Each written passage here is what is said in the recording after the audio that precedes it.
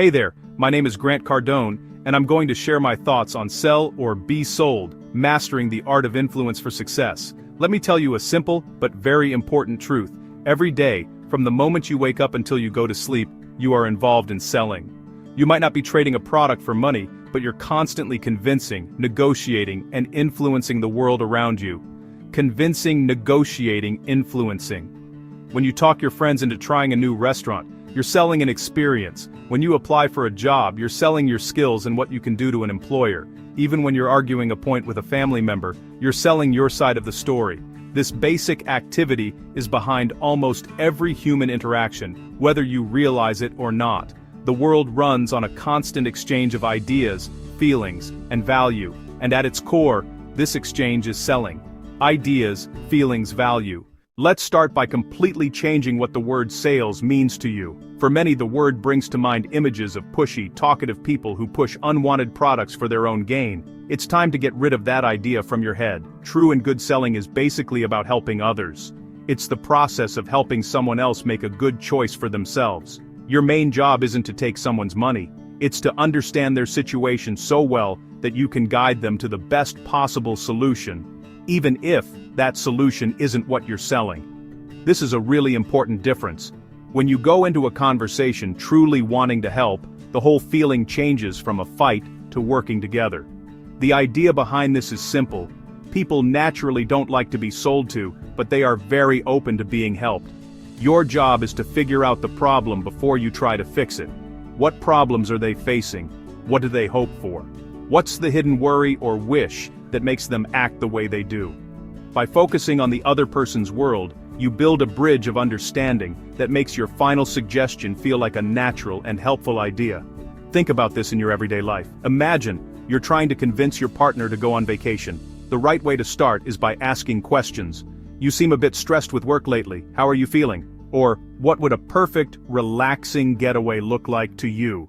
The difference between a struggling salesperson and a master of influence is almost entirely in how they think. A wrong way of thinking sees every meeting as a game where one person wins and the other loses. This way of being, which only seeks to take, comes from scarcity and fear. Fear of being rejected, fear of not making a sale, fear of looking weak. This pressure leads to using tricks and looking for quick wins, which ultimately breaks trust and guarantees long-term failure. To succeed, you have to completely change your way of thinking from just taking to giving. The giver's mindset comes from abundance, from serving, from a very strong belief. The first pillar of this successful mindset is truly believing in what you offer. You have to be totally convinced of your own product, idea, or proposal. This means understanding its value inside and out. How does it really help people? What problems does it solve? What good change does it create? When you have this conviction, your enthusiasm is contagious. Your belief turns into a quiet confidence that convinces much more than any high-pressure tactic. If you don't believe in what you're selling, you're not selling. You're just acting, and people always spot bad actors. The second pillar is strength. You will hear the word no much more often than the word yes. A successful mindset doesn't see rejection as personal failure. Instead, it sees a no as information. Maybe the timing wasn't right, the value wasn't communicated well, or the solution wasn't the right fit. Every rejection is a lesson that brings you one step closer to the next yes. In the entire universe of sales and human interaction, one currency reigns supreme: trust.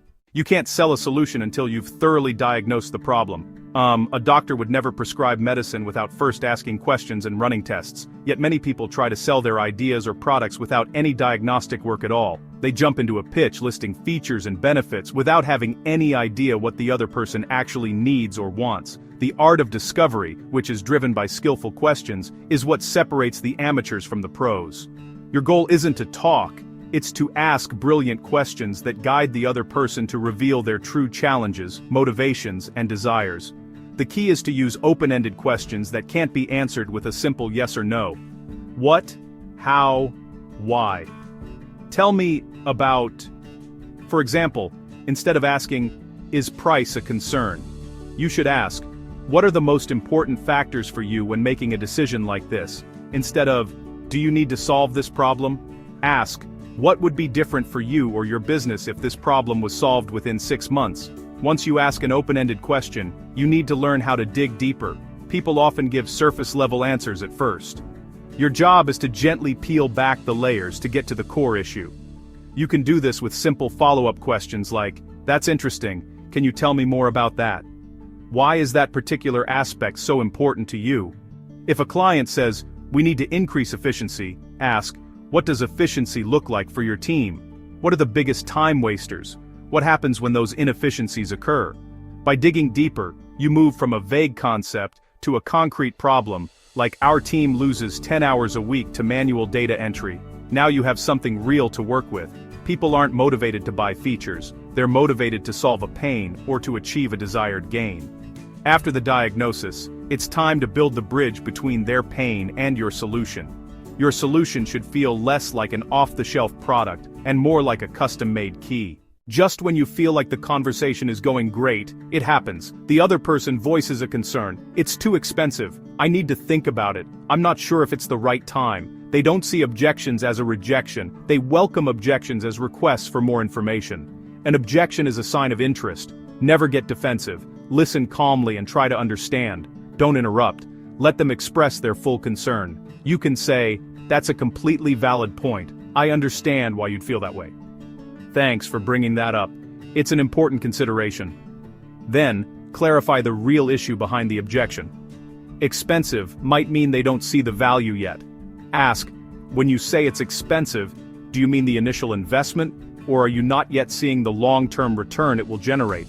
Once you understand, address it with facts, testimonials, or by reframing the value. Break it down to a daily or monthly cost, or compare it to the high cost of not solving the problem. If the issue is timing, explore what might be different in 3 or 6 months.